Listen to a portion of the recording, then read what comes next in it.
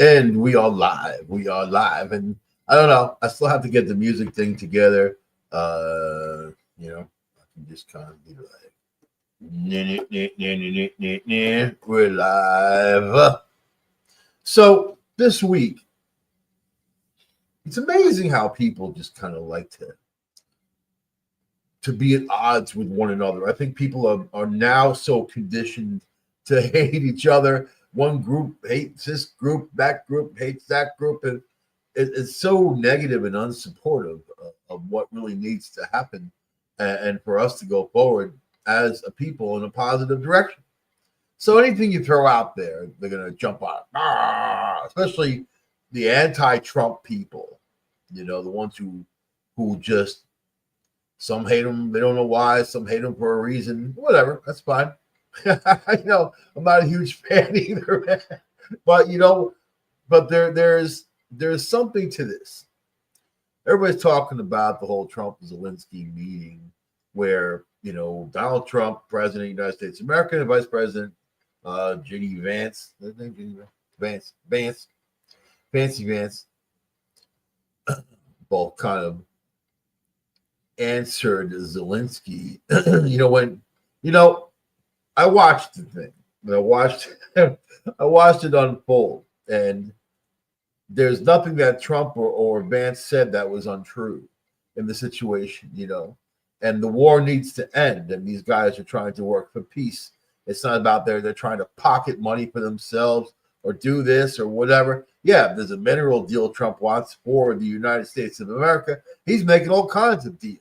Deal this, don't go in here. I mean, like, the guy's working hard, making deals with all these other countries, having them invest, whatever. But Zelensky and the war. So I know that Zelensky's wife is out there buying Gucci bags and doing $1 million shopping trips, gold, diamonds, all that, and very lavish, luxury-filled lifestyle, on our money. I mean, basically, it's our money. So there's, Zelensky is not in danger necessarily of being killed in the battlefield because he's not there. It's only the regular old people who go there, who go fight the war, and then they're the ones who get whacked, right? It's a terrible situation. Millions have died already on both sides. It needs to stop. It causes instability in the region, which could lead you to anything. Easy World War III could be. Easy. Easy. We could get involved in something like that.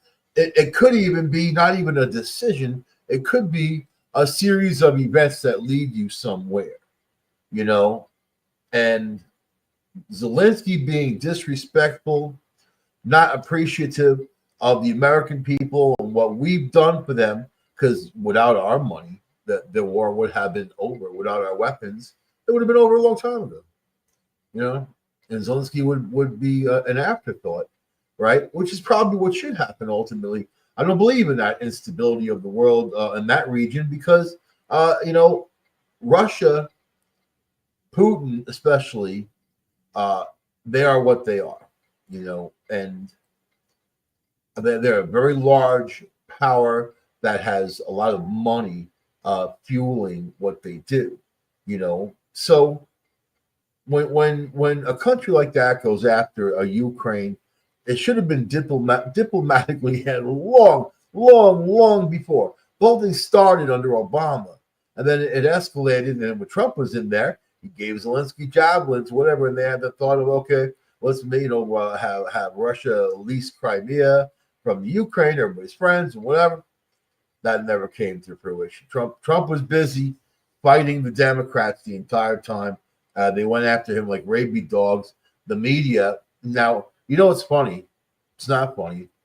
You're seeing that there's media people being fired. They're being let go. They're being kicked out because of the misinformation they've been putting out there. And they wouldn't be able to put it out there unless it was okayed by their producer, and the channel that they're on, by the ones who pull their strings, So it was a propaganda campaign, probably like no one's ever seen.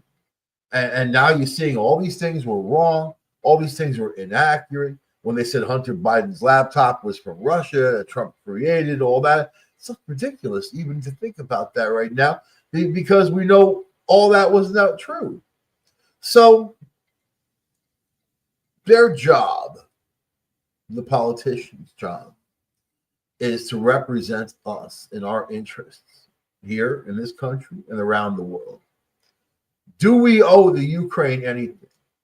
They are not part of NATO. They're a borderline country to NATO countries.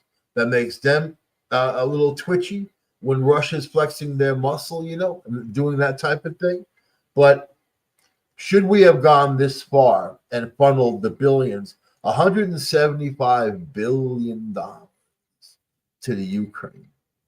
$175 billion.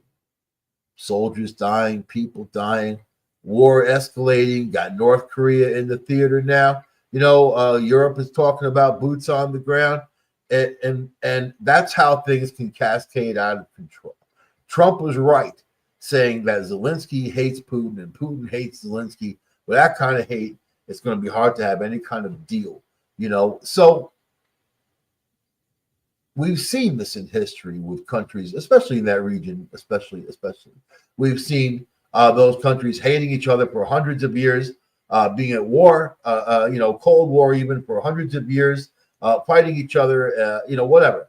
They hate each other because they can't get along. And usually it's because it all goes back to some stupid, insignificant thing that became a huge deal, right? So then of course, the fake outrage people jump out there. Oh my God, Zelensky, I can't believe it, boo. And then all the conservatives on the other side, whatever. It'd be nice if people could just get along. That's all. It'd be nice if people could just get along and we can solve our problems. We should be we should be drilling. We should be building. We should be manufacturing. We should be charging tariffs, especially on countries that aren't cooperative. China sends all that fentanyl here. Fentanyl is the number one killer among people from 18 to 49 years old. Number one killer in the U.S. 18 to 49. Think about that. Let that sink in. Fentanyl, something that you can prevent, but we're being bombarded with it, almost like it's a war. They're launching, something at us that people are getting addicted on, and they die. Right? It's a war. So I think that what needs to happen is happening and is going to happen, for this country, for the United States of America, to unravel all of the nonsense that's happened, especially in the last 4 years, because there was a lot of just looking the other way by government and allowing people to be victimized in all kinds of different ways, from all kinds, especially illegal aliens, all kinds, right? All kinds of ways. So we need to be strong. And by being strong, obviously, you can't have open borders, and you can't, bend over backwards for people making ridiculous demands who live in a fantasy land. You got to live in reality. You got to think like this. If I'm a politician, let's say you elect me to office, right? High exalted leader, Michael Angley. I'm going to do this. Okay. I got this thing I got to sign. Is it good for the American people? That's all you got to say. That's all you got to say. Is it good for the American people? Is it something good? Is it something that people are going to benefit from? Is it good for the American people? You represent people, represent them. You hire city managers who look out for you, look out for your health, your mental health, your welfare, your physical health. Make sure that businesses don't come in that are over industrialized and ruin an area. That happens all the time. Happens around here. Happens here. With this upstate metal shredding. Those people. They don't care. They don't care. They care about profits. They care about money. And then the only ones who stand in the way are local officials. And usually they either grease their pockets or the local officials are so intimidated by the big buck millionaire types is that they don't challenge them in any way. You know, they don't challenge them because they don't have to. Right. So is that representation? You go to your local politicians and they don't do anything. Is that representation? They say, there's nothing I can do. Is that representation? Or should they be looking for solutions, be solution oriented for multiple people who are experiencing negative effects by a business that's overly built for the area that they're in? That makes sense, but yet it doesn't make sense. You can call the DEC. You say there's nothing we can do about it. But if you mess up on your own little backyard or something, the DEC will be crawling up your butt, you know, giving you all kinds of fines and whatever. So obviously, we live in a system that's tilted toward one type of people. And it's funny because people get pitted each other against race and religion and all these things, right? That pit everybody against each other, but that other group of people is untouchable. They're at the top. They own everything. They have everything where they can choose to do whatever they want to do and be anywhere they want to be and buy whatever they want to buy. They're not having trouble with their bills. They're not worried about, oh, I got to move because my house is shaking. You know, they don't have to worry about anything like that. Nothing. And they make the rules for us. And then they grease politicians' pockets one way or the other. And though those politicians vote for those groups and not us, they don't represent us. When Elon Musk said he's going to go into Fort Knox and live stream an investigation to see if there's gold there, I was like, oh my God, these are all my dreams coming true, kind of, sort of. Some of them, things I'd like to see, the government audited. They do it to everybody, they do it to us. We should do it to them. And especially, I want to know if there's any gold in that Fort Knox, because I don't think there is. I think they sold it off a long time ago. I want to see one scandal after the other unfold, just to let people know where things are at and who's been lying to them all along. You need to know. Then you need to go forward. You need to stop fighting amongst yourselves. I don't care what color you are. I don't care what religion you are. I don't care what the hell. If you're cool, you're cool. If you're not, you're not. Really, that's it. I divide people into two groups.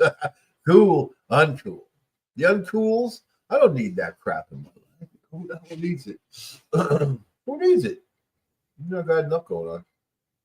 I had a skunk out here last night, man. Skunk hanging out. Looking right at me. Looking right at. You know what? I should put that picture up. That's funny as hell, man. The thing. So, and then you think about, hey, it's just a skunk.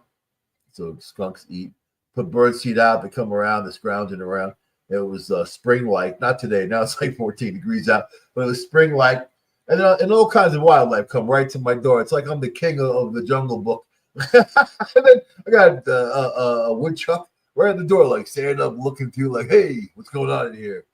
All kinds of stuff. They're all coming by. My sister sent me a picture of a coyote with a deer head in its mouth. So I'm looking at this picture. Like, I got to look at this picture. And I'm like, what the hell is that? What's that coyote have in its mouth? Then she told me, I'm like, oh my God. Like, what the hell you sent me this picture for? I want to see that. And she lives right down the road. It's a very real place. It's like that. I'm from Long Island. We don't know about that type of stuff, man. You know what I mean? Upstate New York, yeah. There's bears, bobcats, and the hillbillies and all that. On top of that, the most dangerous animals around here. You know? Yeah. I said it. That's right. I went there. You know? You gotta watch out for yourself. You know, often it comes down to what you have in common with who, what, with. If you play skee ball, I can hang out. You know what I mean? Pinball, I can hang out. Even video games. I saw this thing. all these preloaded video game systems, right? I used to love video games when I was younger. I mean, like I had the Atari, and when you think of the technology, it really sucked, but at the time it was great because you're like, ooh, you weren't in the arcade, you were home on a system, which took you out of the arcade and the camaraderie. There was a lot of camaraderie in those arcades and challenges of kind of interactions of people using these things. Then it became people started going in their homes. Now they have cell phones. Nobody wants to see anybody anymore or go anywhere because they got their phone, right? When they lose their phone, they flip out like the world's coming to an end. It's actually really funny to watch. But then there was Nintendo. My friend Doug the Drug, turned me on to Nintendo. We were both taking scalpers at that time, around 17 years old. He was like, dude, I went over his house. We were hanging out, and then he's got like freaking Mario on his Nintendo. I'm like, dude. He's like, dude. He's like, dude. He's like, dude. I was like, dude. He's like, dude. I was like, dude. And then I bought one. I went out there that weekend and I bought one, man. And it was, and those were like Nintendo. You got the plastic cartridges, you put them in, and and then you had to like kind of blow on them to make them work, like take them out, back in there, get those things to work. Then bang, then of course PlayStation. That was my next one that I got. It was PlayStation 2. I ended up stopping, I think, with PlayStation 2. I bought an Xbox for the kids and whatever. I never really messed with it. I bought it really cool. I got a good deal on a limited edition with some game that they had in there, some space, whatever game. But I like strategy games. I like games that can use my mind. The other stuff, just kill games, it doesn't interest me. But even Mario is cool. But anyway, then I saw this game system. It's got 165,000 games. No, 65 or 70,000. Like that's crazy. For like $100, crazy. And I realized I don't have time for that shit. You know what I mean? It always comes down to either I have time for this shit or I have time for that shit. Because you run out of time. I gotta work. I got stuff to do, man. Gotta watch out. Be on skunk patrol. You know what I mean? Patrol. Try to keep skunks out of here. What was the thing dying under my deck? There's things you think about. Like, man, because skunks, they can go off like a bomb, like a toxic bomb. I don't want that. So, but is life all a distraction? Is reality real? I mean, people ask that all the time. Is reality real? Are you really living reality? People say, oh, but you have limited choices. Yeah. And there's things that you need. Otherwise, you're not in reality, right? Air, you need to breathe, water, food, you need to sleep. Even though a lot of people don't sleep, you need to sleep, you need these things that you need, vital things that you need to survive in this world. And because of that, other people know that and they manipulate things to control you through those needs. So like debt. You know how they control people? They control them through debt. And then, Thomas Jefferson had a hell of a lot to say about that once upon a time, and had fears of banking systems and debt. And then, yada, yada, yada. So, and then look where we are. And then we're in a world that are people out there trying to make things better. Well, Trump's talking all these tariffs and whatever. They found a lot of crazy spending and people are going to get money back. I'm not going to hold my breath for any $5,000 check. You want to send me a check? I'll happily, joyfully cash it, and then I'll say some nice things and I'll spend it. And then, maybe buy some whatever. I don't know. Save it, whatever I'm going to do. Most people will spend it. He's right. Because he's like, if you give people $5,000 checks, they're going to spend it. He's right. Because people are broke. You know what I mean? And then when they get it, of course they're going to spend it. They're going to buy all kinds of crap they don't need, or maybe they'll buy some crap that they do need, a lot of crap they don't need, whatever. What they do is that they drive the economy, and then it should be like, it'd be cool to spend money locally. Be cool to spend money in the mom and pop businesses. It'd be cool to spend money on things that aren't big giant corporations necessarily, even though they still need to exist, But Elon's finding all this. He's finding all this stolen money and just improper payments and all these things, right? The Democrats are on the attack against him and Trump, but mainly Elon, saying that, he has no, I mean, they're calling him everything. They're likening him to Nazis and whatever. Wow. And, every time they say that, he's a Nazi, every time they say that, I often feel that they don't know what a Nazi is or was. I mean, to say someone's a Nazi, I don't think that they get it. I mean, Chuck Schumer, who is Jewish, throws the word Nazi out there. I don't think he gets it, and he should get it, because I'm sure he had family members at some point that had confrontations with such people. Ridiculous. Nazi. That's the worst thing they can think of. I can think of all kinds of bad things, including that, and it's all negative and it's all horrible. And I wouldn't expect that out of a Donald Trump. I actually think that he loves his country, and I think that you can't buy him. I think that you can't bribe him. I think that you can't bribe any of them. They have integrity, because they really loathe the people that have been in charge, because they saw what they were doing to this country. And it was you and me who were suffering. Us, just us, regular old people. Looking out. What about your kids? The kids have to go out there in that world, and that world, they got all kinds of things thrown at them, even in school. For what? What good came from it? If you're going to do something, there should be some good that comes from it, for yourself, for others, some kind of good, some kind of positive thing. Not just something that causes negativity or hate or whatever. I don't know.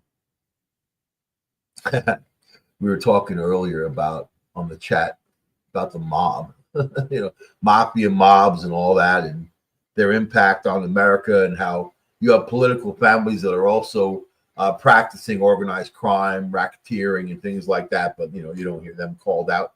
But certainly that that their activity is known about, and that's what they're doing. Now the FBI is investigating all kinds of stuff. Now I don't think any of them are truly safe. If it's real, if it's true, I'm waiting to see. I want to see justice where justice belongs, and hold people accountable no matter what level they are. I believe in that, But as for the mob, my family would always tell me about stay away, and don't be seduced by that. Don't be seduced by the dark side, the power, the money, the lifestyle. It could be.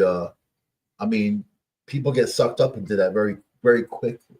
And they move through those ranks, we'll say, very quickly, of that power and money, and also the power of feeling like you can do no wrong, like or more to the point that you can do whatever you want to do, nobody can stop you. That type, as long as you don't get caught from doing it. And if you're buying judges and politicians, that makes it even harder. There's no one to turn you into, because you already own all of them, So think about the concept, And my mom was very, very. She had her sarcastic moments, which I love, and also she's very real. And then she said it plainly about the mob. She's like, yeah, they're all Catholics and Jews. They're all religious. She said they're all, look at what they do, because she wasn't a big fan. She went to the Catholic Church. There was a Catholic part of the family. She turned her back on that whole bit because she didn't believe what they were doing, and on and on and on. But isn't that true?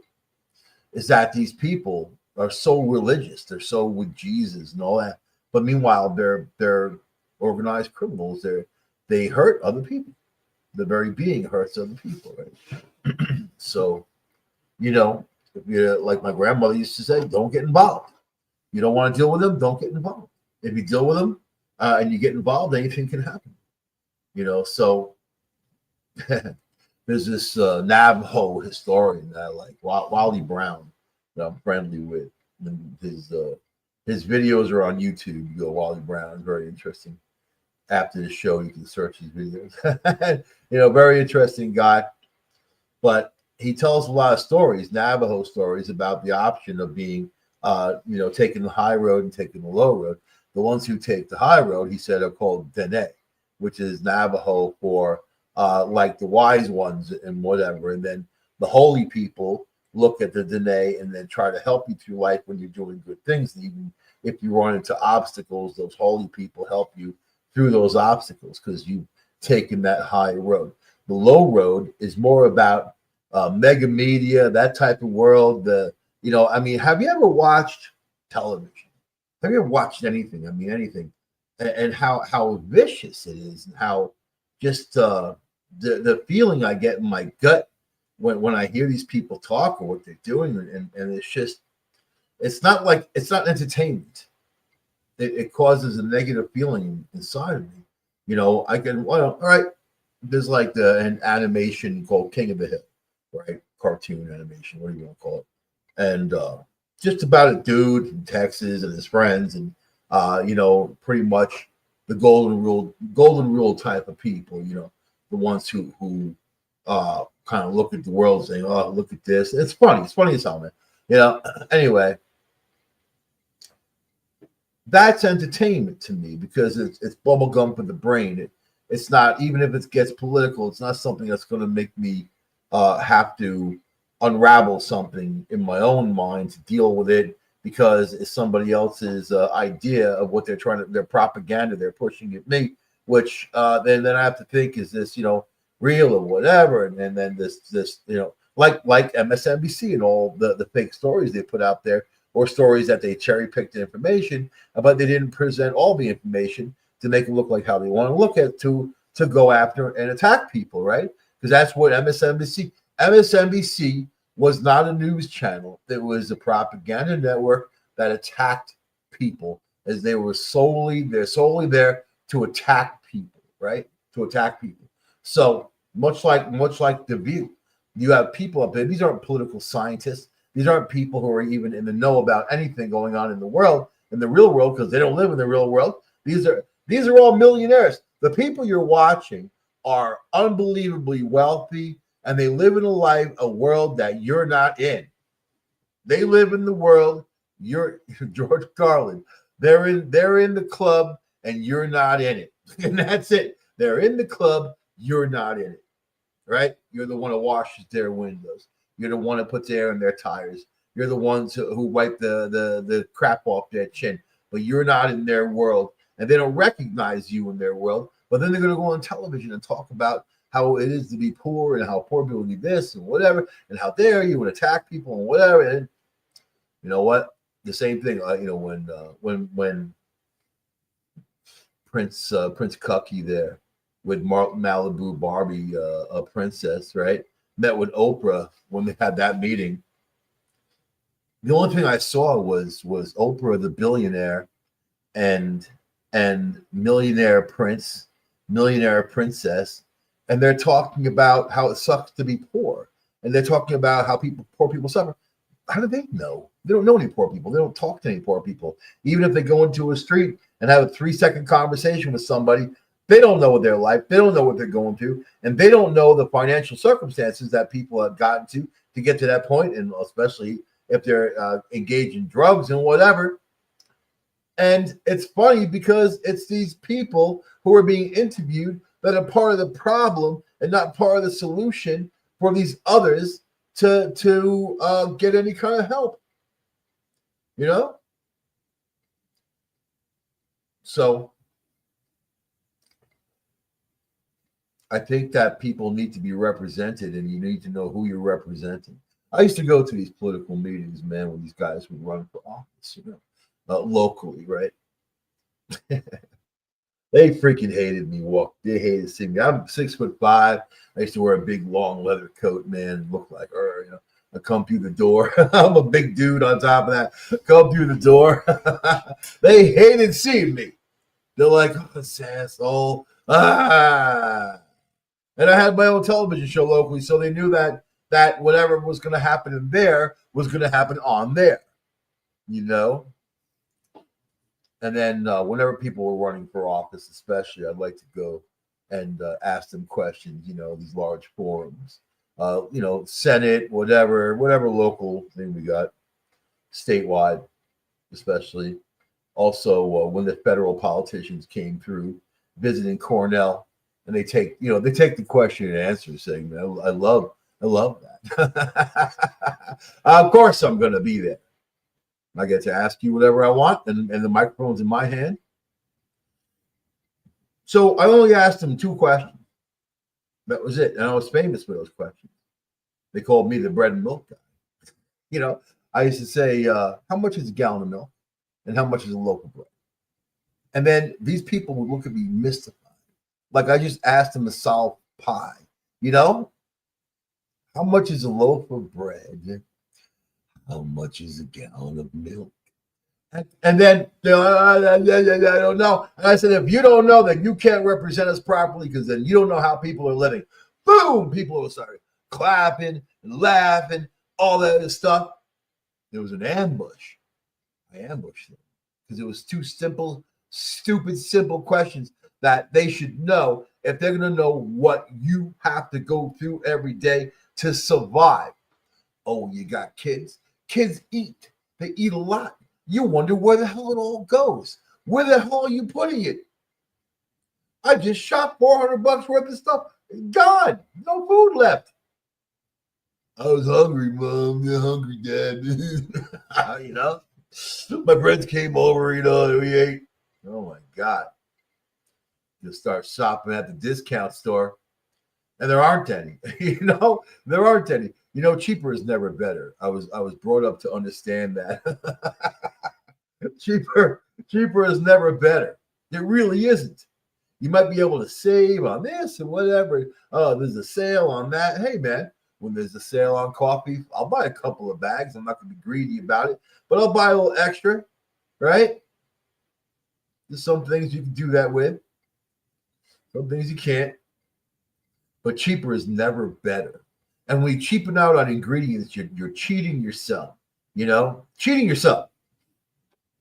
You're not going to get what you deserve, and then it's going to leave you hankering for that special taste, that special thing, and then you're going to be unsatisfied until you get it. That's right there. I just described the whole damn life right there to you. You know, cheaper is never better. So treat yourself right. Search for that happiness. Chase that rainbow. Chase the sun, man. You know, live your lives and you know, find happiness and not in sacrifice. Don't, because that's what religion tells you. You've got to sacrifice. Give us your money.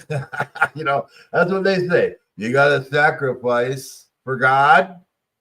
And they put out their hand. Money. Give us your money. You committed a sin. We have indulgence. Give us some cash and everything will be okay. Go talk to the guy wearing the dress in the booth over there, and he'll tell you what to do. Just give me some Hail Marys, some Holy Ghosts, and a big fat check. And then you do whatever you want to. And you're going to go into heaven. You're going to buy your way into heaven. That's Catholicism. That's indulgence. Buy your way into heaven. Does that sound right? Does that sound like something that God need money? Must be pretty bad with money with all the money God's gotten. No, God doesn't need money. Jesus need money? No. But Buddha need money? No. Yeah. So you know what? So you can't trust people. You can't trust phony baloney religious stuff. because ever since the Second Temple, it's been a free for all of what's been written and what's been recorded and what people think they know and what they whatever. It doesn't matter what you know or what you think you know. It doesn't matter what some preacher tells you. It doesn't matter what your rabbi tells you.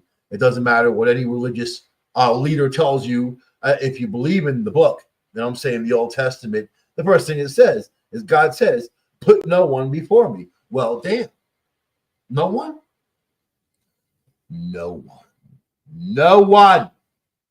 Not some preacher, not Mickey Mouse, not anybody, anything, nothing like that. No religion, no pope, nothing. What are they going to interpret the information better than you? Are they going to interpret information and preach in your life what you should do when they look at their lives? I've known some holy rollers, and they weren't very good people. You know that? They didn't look out for me. They didn't look out for anybody around them. They weren't very good people, but they were religious. They went to church or they went to temples.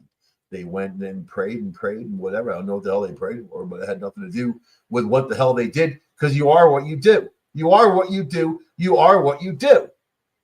You are what you do. So you can say whatever you want to say.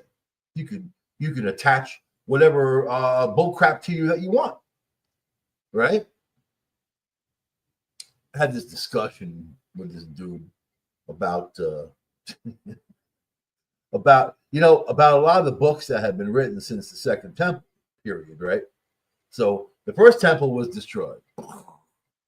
It took them lots of years to rebuild that temple. They had to get it financed and whatever. This is the Jewish temple, first temple, second temple we're talking about, right? Hebrew temple, Judaism. And then they finally got it rebuilt, and they filled it full of all kinds of would-be scholars, and then they started writing all those books. The Book of Enoch is one of those books, right? Came out of the Second Temple period. The Book of Enoch. So that's the book that I took choice with, discussing with a person who will be, they're nameless, somebody in the field, not anybody on our network, because we have knowledgeable people here. But but they're like arguing with me about the Book of Enoch and the Nephilim and these giants and whatever and all these detailed information and detailed stories about Enoch and all this special stuff and whatever. And so I said to him, it's fantasy writing. It's fiction, right? It's fantasy. No, it's real. I'm like, how do they know? Enoch was in the Old Testament, had maybe 2 sentences, to him. How the hell do you know all these details by making it up? They made it up. So how are you going to argue something that's made up? I've never understood that. You're going to argue something that's just fantasy writing. So if you look at the New Testament, that's basically what that is. Much of it, 99.9% of it's fantasy writing. The book of John, and there was over 30 Johns. That one took over for another, took over for another. The hell are you talking about? 30 Johns. I don't know anything about that. Like 30 Johns. I'm not going to take information from something like that. I'm not a fool. I'm not going to sit there and believe all this bunk, because those books were written for a reason. Those books, it was all about power and control. Oh man, if you look at Jesus and his disciples, some of those disciples weren't very good people, and some of them were businessmen. And then they're the ones, after Jesus was gone, they're the ones putting words in his mouth. They're the ones doing all these acts or whatever in his name. But you don't know, because he didn't want that stuff. Jesus never said, go build me a church. Right? So, but, humans, all right. The Tao Te Ching, right? Taoism, not even a religion, a philosophy. The very first line is that the story that can be told is not the eternal story. The name that can be named is not the eternal name. Right? Think about that for a second. The story that can be told is not the eternal story. If humans can tell the tale, has no basis in the roots of mankind because people just don't know. You know, they don't have the information. They weren't there. You know, they're just living their lives in the increments of time that they're between birth and death. And what you do in that life is up to you. You know, you can choose to be a great person. You can go out and work selflessly for others, especially, you know, helping yourself and helping other people, right? You can do all kinds of stuff. You can be a bad person too. Some people, do I think some people are born to be bad? I think some people are messed up. Yeah, I think they're messed up. And then it comes down to how they're raised, environment, whatever. Sometimes people are just bad. They're bad, you know, and they show themselves to be that way. They show themselves. They hurt other people without any kind of care. They're called sociopaths. You know, they have no problem doing that, right? So, but in you and just your life, those religions, I mean, if you want to get technical, if people want to be specifically technical, we're all Jewish. Because in the beginning, everybody was Jewish, right? There was nothing else. Yeah. And then other stuff came along. You know what I mean? You know, I guess the Egyptians had some things to say about pharaohs and what. But think about the servitude of that, the slaves, you know, the whole bit about you suffer now and you're going to go to a better place and reap a reward in that better place. It just sounds like the worst business deal I've ever heard. You know, your sins, they push that whole sin thing. That's how they make money off of you. If you ever gone to a church, that's what they mainly talk about is you and your sins and whatever, and they shame you. They shame you into giving them money. They pass collection plates around, and you know the people sitting next to you watch you. Everybody watches that collection plate, or they don't want to see what you put in there. You know what I mean? And a couple coupons for Cheerios ain't gonna cut it. They want cash, whole card cash, cash, because the religion needs money because they need things like a Rolls Royce or a mansion. You know, a lot of these people who hawk these religions are very wealthy and powerful people, right? They have these huge religious, you know, gathering places, whatever you want to call them, temples, churches. I mean, you know, it depends. Name the name. But how does that help you in your daily life? How does it help you? Even if you go there and then people are dancing and they're happy and whatever, that's cool, you know. Southern Baptist, gotta love that. That's cool because it's not as preachy can be. It's not. You know what? I've been to the Southern Baptist churches, and then my friend Paul invited me to one that was in Queens, and it was cool. You know what? It was cool. The people were cool. It wasn't my thing because the story that they preach is not the story. It's just a story. It's one of many stories, right?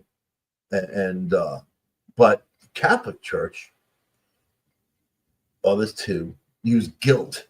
They want to guilt people, guilt you into, and then look at them. Look at them. Look at the scandals. You know, raping children. Really? And you're a religion, and people are supposed to trust you and trust the people who work within there. And then, you know, obviously, a lot of them are dysfunctional, which is why they went in that direction to begin with. Because really, you're putting yourself out there, denying yourself sex, denying yourself human touch. You know, things that God created you. God created you to touch other people. God created you to have that empathy and understanding, and then also want to be intimate with people. Otherwise, you're not celebrating God's creation. All right. Instead, they're devoted to God. All the nuns are his wives, and the men or whatever the hell they are. I'll tell you this, man. My father owned a gas station in my hometown, right? Service station. We used to service the cars. We're the archdiocese. And service the cars in a way where they had an account for gasoline or oil changes, and stuff like that. Basically, whatever the dealership didn't handle, they would come, right? So the nuns would always come in like a new Chevy or a Buick, so, something like that. And then the priest, especially this one priest, had this really like expensive Mercedes. And then, and I had just overheard my father talking before that about, Mercedes is an expensive car and whatever. He was talking to the customer about the repairs and that type of thing. Oh, whatever. So, and I knew they're an expensive car. And then my mom told me that to become a priest, you need to take a vow of poverty, right? Even though that means they get paid a small amount of money, everything's taken care of for them, but they take a vow of poverty. So when I said to my mom, I'm like, but a Mercedes is not a vow of poverty. She's like, no, it's not. Whatever I brought up the Catholic Church, no, it's not. Mm. So the next time this priest pulls in, he's talking to Mick, put gas in his car, and then cleaned his windshield. They never tipped you, by the way. They never. Priests don't tip. And then he's creepy dude. The guy was a creepy dude. Long story short to that, he ended up getting sent up, in Rockville Center. A whole bunch of priests, I think over 30 of them, were arrested and sent to prison for molesting children, right? So right there. So, and then, so I said to him, I don't know. For some reason, I just blurted it out. My mom told me that, you have to take a vow of poverty. He's like, yes, son. Yes, son. Like Darth Vader.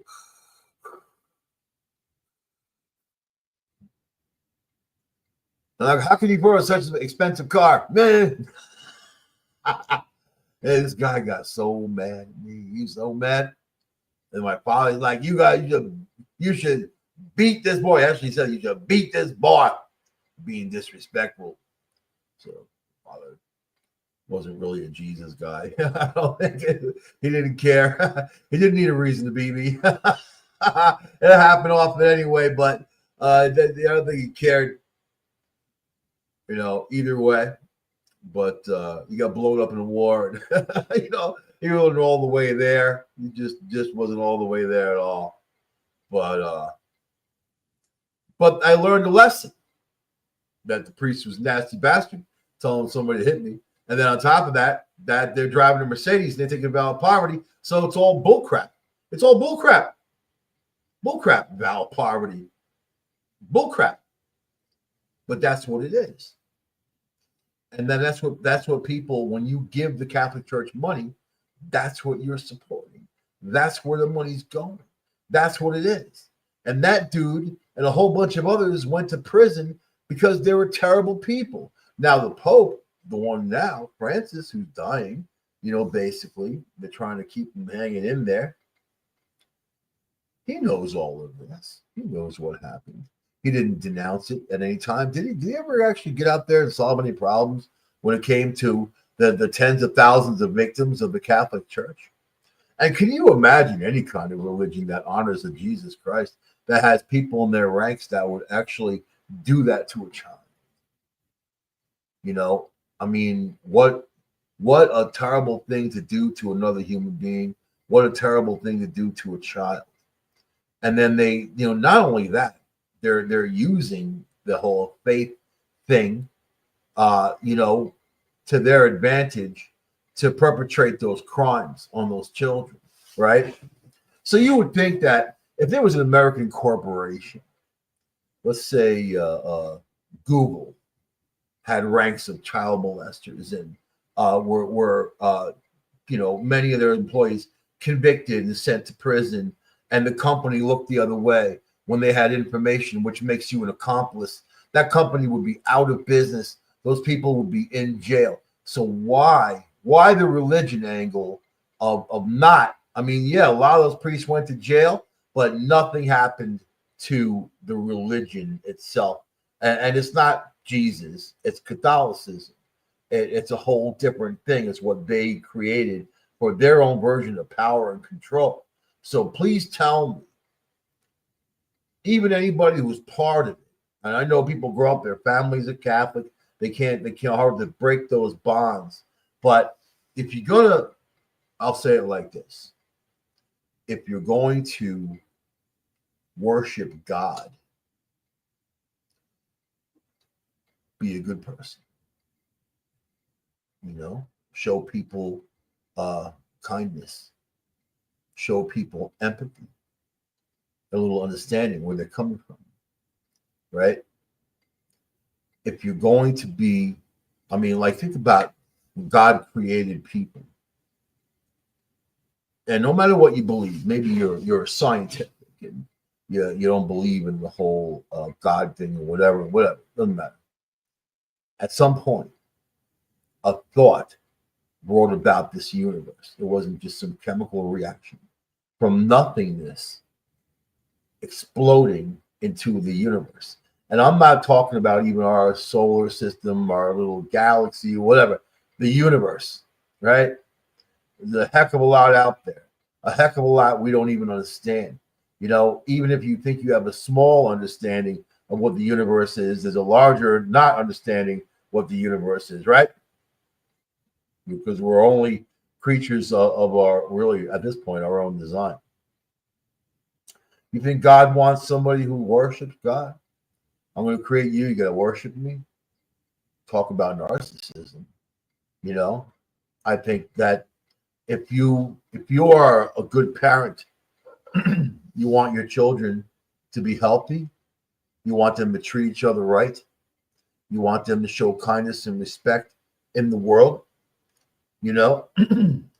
But do they need to worship you? I mean, honor somebody is different than worship.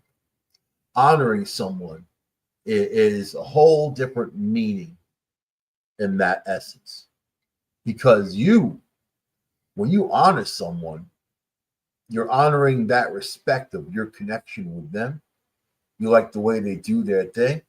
You understand that love and respect, and then you want to be able to learn more about that and be a better person, you yourself, and have more understanding every day, without making any sacrifice for your family necessarily or yourself necessarily. I mean, there are people that think you should donate all your money to this and whatever. You know what? The money you make is to support yourself. If you want to give, you give, and that type of thing. But it's not like they're entitled to your money. There's those that would think that people are entitled, to your, and let's talk about tax dollars. What they've done with our tax dollars and wasted our tax dollars. You mean to tell me that the government is a better a manager of your money than you are? And then there's people who do without an awful lot because they pay a lot in taxes. And what are you getting in return for that?